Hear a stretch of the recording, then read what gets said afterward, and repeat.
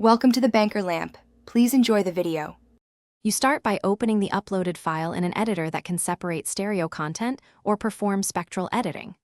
Once done, inspect the waveform and play a short section to locate where music dominates. Make sure you have a backup copy saved and note whether vocals overlap the same frequency band as music. This matters because different approaches will be needed. From here, you'll choose a removal method, AI vocal isolation, spectral subtraction, or channel arithmetic, depending on what you observe.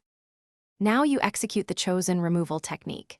If using AI-based removal, upload the file, select Remove Music or similar and run the pass.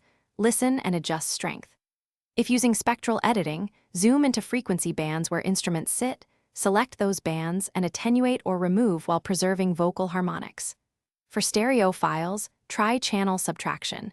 Invert one channel and sum them to reduce centered music. Make sure you preview for artifacts. Save incremental versions so you can revert if quality drops. Finish by cleaning up artifacts and matching levels. Apply gentle EQ to restore vocal presence and a light noise reduction to tame residual hiss. Once satisfied, export at the original sample rate and format to preserve sync. Make sure to compare short sections to the backup to confirm intelligibility.